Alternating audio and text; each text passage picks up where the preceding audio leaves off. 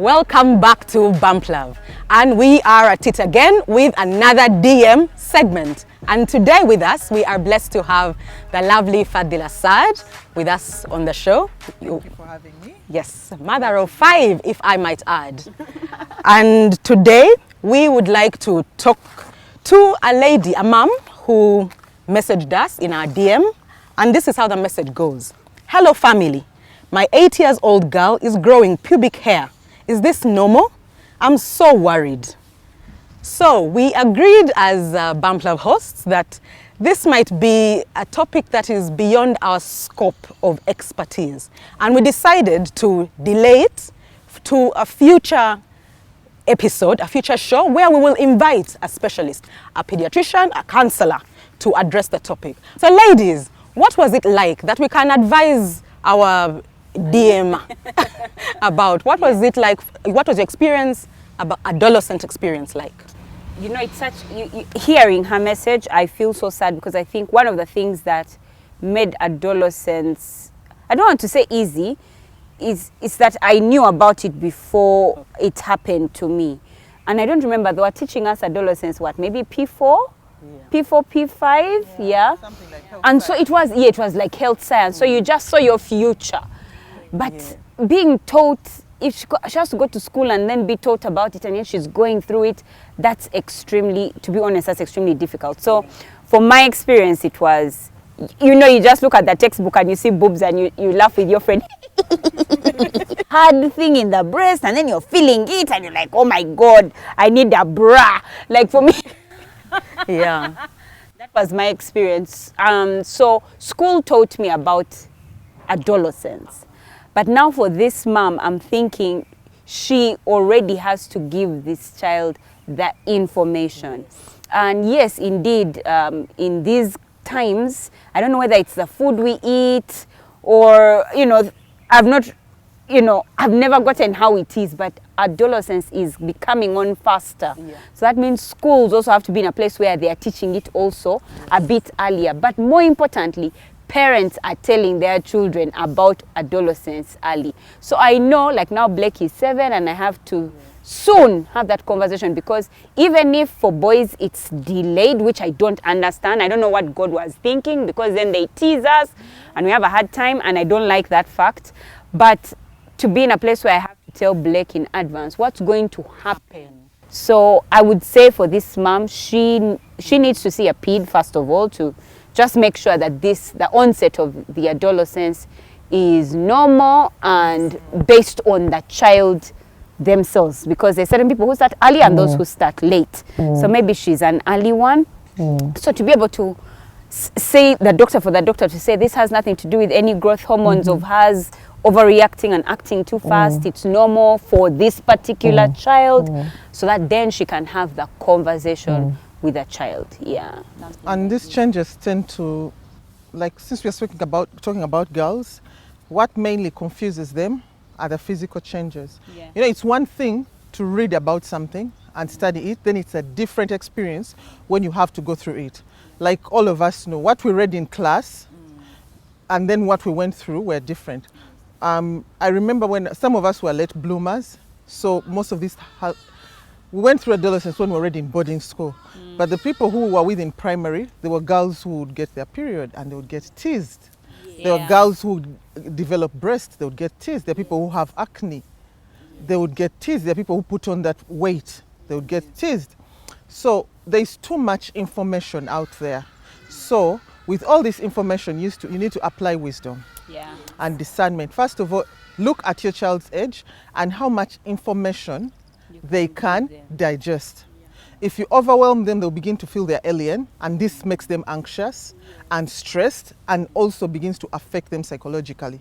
They think they are different, they think there's something wrong with them, and this eventually becomes a problem in their social interactions, they get sleep disorders and everything. I have a 15-year-old, and we have been going through these changes, but I have been taking it a symptom at a time. Oh, wow. A symptom at a time. Because you know, most of these things, unless there is a medical problem, biological or something, For girls, it tends to be genetic. If your mom started her periods late, it follows you also start late. If a child starts earlier, then there's an issue. There are so many underlying issues. I'm no expert, so I'll not go into that. But I'll talk about it as from experience as a mother. From experience as a mother, we take it one step at a time. The first thing I remember the change she got was she started developing breasts. And yet she's a sporty girl. She loves swimming, and so when she got breasts, and they were a bit painful, so I had to explain to her that you are a girl and your body is preparing you for motherhood. This is what happens. It's biology, it's normal. Everyone should be like, how come other girls don't have? I'll tell her, because that's them. We are all different. So I'll tell her, how come you're tall, they're short? Otherwise you'd all be the same. Yeah. So I would tell her that, don't you see, are you all the same skin tone? Do you all have the same hair? Do you all have the same eyes? So I would make it as normal as possible for her. And then the other thing, that the second stage she wanted was she gained a bit of weight. And so my daughter began to feel uncomfortable. She used to love swimming. Now she started asking me for bikers to put in her costume. And then she'll tell me, people are telling me I've put on weight. I'm like, but you are doing it at the right time. So I sat down. You see, with these things, you must apply knowledge. For us, when we're going through puberty, we went through it in a situation of fear and uncertainty. Our mothers were mainly dealing with old wives' tales. We were a generation, okay, particularly me, I don't know, because I'm 40 here. So we were a generation where, and given the culture I came from, we have mixed descent. We come from very closed communities whereby when you start having your period, it's either by 16, is she going to get married off, or is she going to finish school? So there's a lot of things. So everything that is told to you about adolescence is told to you in relation to when you get married, when you do this. You get it? And you know, when you're growing up, at that age, you find it gross. And you find it yucky. You don't want to have these conversations. Yeah. So most people our age, for example, when I had my period, I didn't even tell my mom. I was even glad that I had it at school. Wow. Because I knew it was going to lead us to uncomfortable conversations. I had seen it with siblings, I'd seen it with cousins, and I didn't like that, oh, she's gotten her period, then there are some traditions they want to do, is it you do what? And me, I was like, no, I'm not going to. So I was happy I was at school. So I went through our matrons who just threw at me a pad and told me, make sure you change it 3 times. I was like, okay. So we had so many accidents, S1s. We used to have so many accidents because no one knew how to wear them. No one, until later on, we were lucky, representatives of those sanitary companies came to school and sensitized us, and we're like, oh, so it's not the other way, it's the other way. You understand? And part of educating us, they also showed us more about our anatomy. Most of us were not aware of what is down there because you're brought up in this life where you're not supposed to know what's down there. Why are you seeing what's down there? Why is it of a concern to you? It even has a name. It's given a special name. So we grew up with that surrounding. But now, in this day and age, for me, I decided I'm going to deal with my child with knowledge, with logic, with scientific fact. When she came to having the baby fat, I told her, yes, it is necessary. The fat is being deposited by your body to prepare what is going on inside. In the future, I actually told her, if you start losing the weight now you don't want to eat because they're making fun of you, that is ignorance. That fat is needed to prepare your uterus. It's needed to make you grow. I told her, for example, your hips are rounding out. As you grow older, you're going to need to look, you find yourself that you want to fit nice in clothes. Those fats are necessary. Yeah, I told her they are necessary. I told her it is necessary. You need this. When your body is done with this, you'll lose the weight. Automatically, it will go back. For as long as your body still needs the fats, it has to be there. You need to put on the weight. And now she's very confident. She's not body conscious. And I told her, no, your body needs it for as long as you're still gaining weight. I mean, I told her the only thing you can do right now to help it, exercise. Be fit, but eat as much as you want. I told her, but do not get stuck with an image. I want you to just be healthy and love with whatever body. Because I told her, as a woman, we will go through seasons. Now you're an adolescent, you're going to get chicks. Those fats are useful. So I had to break it down to her and go to the biology of lipids, the hormones and everything. Now she understands it. It's not an image thing. It's a biological thing, and she's not really bothered about it. You understand? And she can also see it. And then when it comes to pubic hair and everything, I told her there are some things which just happen, which grow. Hair will come out of body parts. The best thing you can do for yourself is keep it clean.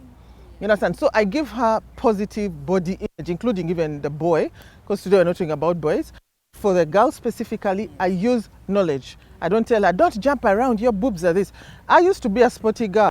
When my breast started coming in, I quit volleyball, I quit basketball, because I didn't like the way something wrong with me, so I quit. Oh my word. Probably he wasn't even. I know. But you're so self-conscious and no one is telling you, and you know the problem with when you move into adolescence, you're now not so much relying on your parents. You now move from mommy relationship. You now want a social. You want peers to agree with you. You want comfort of peers. People do not know that adolescence for women comes like 3 or 4 phases. Oh, really? It comes again at 20. It comes again in your 30s. It comes again in your 40s till you reach menopause. Your body changes. Your body changes. I used to have a clear skin. I got acne at 30. Out of the blue, I had acne. I first thought maybe I'd use, and I'd only used one product. That's when I learned that no, as your body changes, you also need to evolve. If you are using a product, you have to understand, what is my skin going through in this moment? What is my body doing in this moment? Then you also change. Your period changes. When I had first gotten my period, I used to go 5 days. After I had children, I started going 3 days. You see it? Heavier and lighter. So all these changes. So the best way, but I'm talking about this, if your child is healthy. Keyword healthy. You know, parents, we have competition, peer pressure. Sometimes, that's another topic. We want to live vicariously through our kids. Maybe when we were never made to feel enough when we were growing up. So you put unnecessary pressure on your child to be what they are not. So you have to understand your child. And then also sometimes parents contribute to self-image. Your boobs. You with the big boobs, why wearing that t-shirt? Oh my God. Now you want to wear a tight skirt, you have no bum. You sit down. Those are not good things to talk about it. Because you know, maybe one day if we discuss about bullying, you'll understand that bullying comes from home. Self-image, so someone else also goes and projects the same to other children. But these things start during adolescence, because a 7-year-old doesn't really care whether they have a boob or not. But 12, 13, these things matter. They really, really matter. So when you have an 8-year-old girl and she has pubic hair, first things first, remember, when did you get yours? You as you. Maybe you're the gene skipped. Ask your mother, when did she get her pubic hair? Ask your grandmother, when did she get her pubic hair? That is if you have relatives like that to ask. If they say 15, 14, 13, then take her to a doctor. Let them do some. These days, there are so many tests. There is no excuse these days to operate in ignorance and start panicking and stressing our children. Go to the hospital, say, my child is 8. Check her hormones. Let her have a thorough check so that you operate from a place of knowledge and a place of peace of mind. Then you say, okay, now she's 8. Then you say, whereas other people start at this age, for you, you're special. Oh, that's nice. I tell them, for you, you're special. God has a plan for your life early. So you're going through it early so that you can finish early. So telling you, even like you've studied early, you start teaching them, but you have to measure your information. You don't have to start throwing at them huge, next words. Coming soon are your boobs. Like huge. You're like, no, you're panicking with this Coming hair. soon. They're panicking with this hair. What about when your boobs come? You wait. Your bum is going to. You wait. What will happen when your armpits are full? No, you can't do those things to a child, and then you can't also body shame them. Why are you playing with boys now? You have breasts. Well, can't you see? Yeah. Can't you see you have hips? Like what? Yeah, but They're looking at you. Yeah, the biggest part, what I've picked most out of what you've said is that you treat this conversation like it's science. Like a child is not going to ask you, why am I growing tall? Why? Because you're supposed to grow tall. So why are they asking you issues about, why can't you just tell them this is part of growth? We learned about the reproductive system and everything in school, and we were just laughing. It didn't really make much sense. It was biology. But then when it was happening to you, when somebody spoke to you while you were going through the phase, it was like a completely... Very scary. My mother broke it down for me. I knew what was happening inside my body. That I didn't care. When I had breasts, when I got my periods, when I got pubic hair, for me that was normal. Like when I see people cowering and fearing and saying this, for me it was science. It's like, how come I'm not cowering when I'm growing taller? How come I'm not cowering when my hair is growing longer? So for me, she made us look at it like just science or eating. How come you're eating more but you're not asking me, why am I eating more? I mean, it's just growth, it's biology, it's just science. And for a mother whose daughter as 8 years old. Actually, the literature says that children now enter puberty, pre-puberty, very early. Mom life is not bad life. Mothering should not be suffering. See you in our DMs. Until next time, with love from Bump Love.